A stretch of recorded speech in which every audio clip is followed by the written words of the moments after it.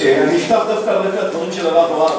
מבחינתי הוא סימן לי את הפתיח. מנית, נגיד 300, בסדר? 400. בחינוך הדתי יש 6,700 בוגרות. ואני מבין שיש כאן גם אחר כך דיון. בעניין שלי, אני אומר את זה בשורה התחתונה, גם לאלה שמצדדים בהליכה של הבנות הדתיות לצבא, צריכה להיות כאן אחריות גדולה, ולראות כמה מקומות על באמת יש להם מסגרת מתאימה בצבא, יעברו תהליך הכנה מדויק, נכון, שבאמת יכינו אותם להתמודדויות. נקודת המוצא שלי, שמיעוט שבמיעוט, ודאי בשנים האלה, והמשמעות שווה שבכל אמירה צריך מאוד מאוד להיזהר. אני אומר את זה בפתיח, סליחה.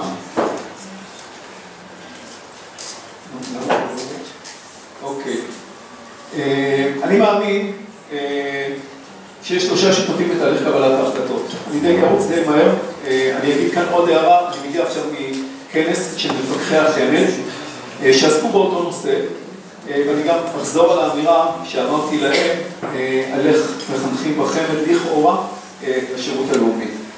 3 שותפים בתהליך קבלת החלטות, בתי ספר, הורים, עמותות שירות הלאומי, יחד עם קמפיין צבאי מסוזמן, ותסתכלו לי הצבא שאני אומר את זה, מבחינתי אין היגיון ששבועיים לפני פתיחת ההרשמה לשירות הלאומי, יש כל יום כתבה, רדיו, טלוויזיה, עיתונות, בצורה, כמו שאומרים, חזקה מאוד.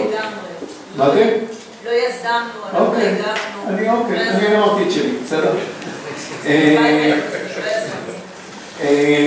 אתגרי תהליך קבלת ההחלטות. אני חושב שאתגרי תהליך קבלת ההחלטות היום מסובכים, קשים, בראש ובראשונה רוח התקופה, תהליכים כלל עולמיים בתחום הצעירים, תהליכי התבגרות מאוחרת, המלווים בתהליכי מרידה ומוסכמות, והצורך של הצעירים לבחור בדרך שלהם, חיפוש ביטחון ויציבות בסולם מאסלו. אין מה להגיד, הצבא בחלק מהמסגרות מספק הרבה יותר ביטחון ויציבות לבת הדתי. למה? כי בעצם הוא מבטיח לתקן, הוא מובטח לה יד המקור, יד הדמקיס, יד הדיור, אם היא תצטרך דיור, המון דברים שבשירות הלאומי הבנות עוברות תהליך מורכב של בחירה. קושי של הבנות בקבלת החלטות מתחבר בתחרות בין העמותות ולאסוף אפשרויות שעומדות בפני הבנות ומגדיל את ההתלבטות הבנות והקשיים שלהם. אני חושב שהבנות מאוד מתקשות בקבלת ההחלטות. דיברתם על מספרים, אז אני אגיד מהצד השני, רק בבת-עמי היה, השבוע נרשמו, יש סדר גודל של 4,700 רשומות בשירות הלאומי. זה מספר יותר גדול משנים עברו. אז אני מעריך שחלק מהבנות משחקות גם וגם, זאת אומרת גם בודקות מדרשות, גם עושות תהליך בצבא וגם עושות תהליך של שירות לאומי, אבל הבנות מתקשות על באמת לקבל החלטות. אני חושב שתחרות בין העמותות מזיקה בשלבים הראשונים, הבנות בשלב החשיפה לעמודות לעמותות ראשונות הן לא בנות מרצים להם, מה זה משנה איזה עמותה וכו', ואני חושב שצריך לשנות את זה, ובשנה הבאה זה בעצם הולך להשתנות.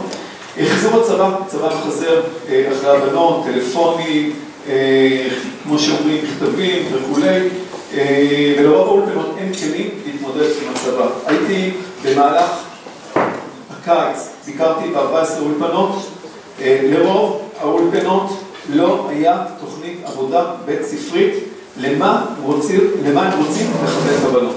אמרתי, זה מפקחי החמ"ד, ורוב המפקחים שם גם הסכימו לזה.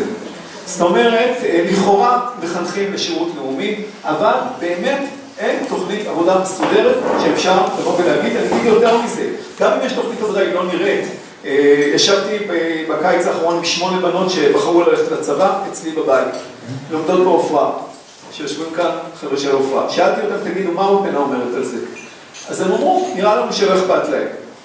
ניגשתי לאביה, ראש האולפנה, ואמרתי לו, האם הייתה אמירה משמעותית? הוא אמר, ודאי, עשינו את זה ואת זה ואת זה. אז אמרתי לו, תשמע, הבנות אמרו שבעצם חוץ משיחה אחת שלך באיזשהו מקום לא היה שום תהליך מסודר. אני חושב שהאולפנה בעופרה, שאני מאמין בדרך החינוכית שלה, עושה תהליך גדול, אבל אני מקשיב לבנות. זאת אומרת, איך הבנות קלטו את זה, ומה בהתאם לזה הם גם בחרו. הבורות מאוד גדולה ביחס למה שהולך בשירות הלאומי. היינו ערך רעיון של עליזה לביא אתמול על עשרות מקרי אונס והטרדות שקיימים בשירות הלאומי ללא מענה. התראיינה אתמול לכיפה, בעיניי שטויות בבית ספרניות. סליחה שאני אומר את זה ככה, יש מענה מסודר, מאוד אפילו, אבל זה חלק מהבורות, וכל מקרה קטן, עושה הרבה רעש והרבה אש, ולא נעים להגיד, הרבה פעמים קל לשפוך את התינוק עם המים. אין הערכה למה שעושים בשירות הלאומי, אני נגדל תהליכי הלוי שקוראים במהלך השירות, ואין גאוות יחידה לשירות הלאומי, ובעיניים שלי זה אחד הדברים המרכזיים שצריך לטפל בהם. שינוי מגמה בבחירת בנות י"ב בחמ"ד. אני חושב אני שמעתי את מה שאמר הרב אוהד לגבי תהליך עומק שעוברים על הציונות הדתית, אני לא מסכים איתך על הניתוח השמאלי שלך. אני חושב שהנושא המרכזי כאן השתלבות בחברה הכללית. רצון להיות חלק ממהלך כללי של עם ישראל בחברה הישראלית, לא להיות מובדלים. אני חושב שזאת הנקודה המרכזית.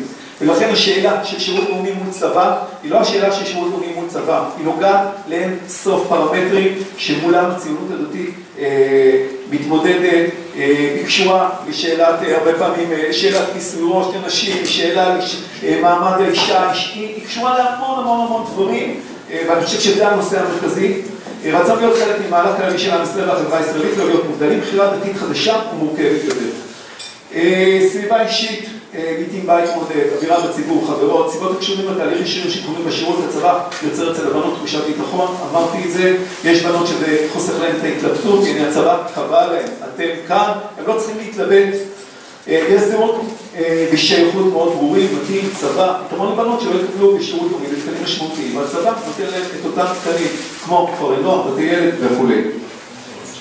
שינויים בתהליך ההכנה לשירות לאומי. א', אנחנו מבצעים תהליכים של שינוי מאוד גדולים, אני אגיד על זה כמה מילים, למרות שאני חושב שאולי הדבר המרכזי, א', חלק גדול מהשינויים כבר נעשו השנה, זאת אומרת, יהיה תהליך אחיד, יהיה מרכז הכוון בית ספרי, עמד היום בפני מפקחי החמ"ד אבי בורצמן, סגן שר החינוך, והכריז שהולך לתת שעות לבית הספר בנושא של הכוונה לשירות לאומי. אני חושב שצריך להיות שיווק ותחרות בין העמותות שלא על חשבון הבנות, כולל שותפות במרכז הכוון בית ספרי לשירות לאומי, וכמובן שיתוף פעולה יותר גדול עם החמ"ד, שבעבר לא עשינו את זה. אני חושב, ובזה אולי אני אסיים, למרות שיש כאן עוד כמה וכמה דברים,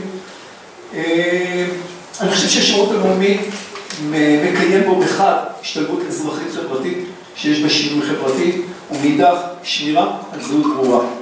אני עובר לכאן, זה לא שאין לנו מה לשפר, יש לנו הרבה מאוד אפילו מה לשפר, ובהחלט יש גם מקומות שלא ראוי שבת דתייה תשרת שם, בשירות לאומי.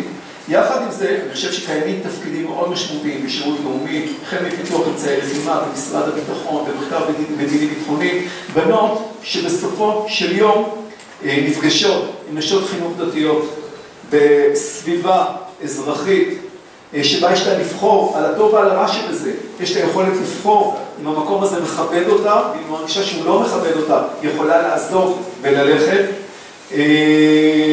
ונשות חינוך דתיות שיודעות להתמודד עם תהליכי התבגרות של צעירות דתיות. אני חושב שצריך לחנך לבחירה, אני מאמין בחינוך לבחירה, אני חושב שרוב מוסדות החמ"ד, רוב, מחנכות לבחירה בדרך חיים, כאיזון בהשתלבות בחברה ובשמירה על זהות דתית לאומית ברורה. מעבר לזה, כמו שאתם רואים, זה בתמיד, ואני לא אדבר על זה עכשיו, הכנתי כאן כמה שקפים לתפקיד הרכזת כדי שתבינו עם מה הרכזת מתמודדת, וזה נתתי לכם את הצעה ראשונית לתוכנית עבודה לתיכונים ולאולפנות. שאלות? למה יש גבר בראש עמותה של שירות לאומי? יש החלטה של הנהלת אמונה, בסדר? אם יש יושב ראש אישה, אז יהיה מנכ"ל גבר, ואם יש יושב ראש גבר, יהיה מנכ"ל אישה. אין גברים שמטפלים בבנות, זאת אומרת 100% של נשות החינוך, כולם נשים, זאת אומרת זה ארגון שיש בו אולי 10 גברים, זאת החלטת הנהלה, זאת אומרת שיהיה או גבר או אישה באחד מהתפקידים. אני כמו שאני חושב שזו החלטה נכונה, אפשר להתווכח על זה, אם אתה רוצה תיכנס להנהלת אלומה, אולי הם ירצו לשנות את זה. שאלות נוספות, כן. אני מתייחס בבקשה לנושא של שנתיים שירות, שנת שירות, נכון. אוקיי, אז בת עמי מחנכת? בת עמי מחנכת לשנתיים שירות, זה דבר ראשון. בכל כנס, בכל פורום, אמירה מאוד ברורה, רצון להיות שיש שנתיים שירות. אני אגיד אולי עוד משפט. למה בת עמי לא יוצאת לחקיקה לשנתיים שירות? כי קטונתי, ויש היום גם יעד של כל המעורבים בזה, החל מאבי בורצמן, שקורא לזה מעל כל במה אפשרית, דרך, בעצם כל המסגרות היום קורות לשנתיים שירות, בעבר זה לא היה ככה. אני אגיד, שנייה, אני אגיד עוד משפט, צריך לדעת את זה. השירות הלאומי הדתי היום הוא בערך, למשל בבת עמי, שיש 2,900 בנות, השירות הלאומי בבת עמי, 2/3 זה בנות דתיות, שהפטור שלהם על רקע דתי, וכל השאר זה אוכלוסיות מוחלשות. זאת אומרת, זה שירות לאומי לצעירים עם מוגבלות, סדר גודל של מעל 300 חבר'ה, שהצבא פתר אותם, שירות לאומי לנערות מרקע של מצוקה, גם כן, סדר גודל של 300 נערות מרקע של מצוקה, שירות לאומי בחברה הערבית, זאת אומרת, השירות הלאומי היום הרבה יותר רחב מהבנות הדתיות, אמרתי, בבת עמי לפחות, אני חושב שגם בעמותות האחרות, 2/3, לחלוטין נמצא במחוזות אחרים. שאלות? בבקשה. איזה אחוז נשארות לשנה שנייה? 20? לא. בבת עמי 35%. יש לנו יעד, בעמותות אחרות פחות, חשוב לי להגיד, הרבה פחות. סדר גודל של 30-28, משהו כזה. כולנו שמנו את זה ליעד הכרחי, כמו שאומרים, וזה נכון, דרך אגב, זה התעורר רק בשנה האחרונה. אני מאמין שגם נצליח להעלות את הנושא. תודה.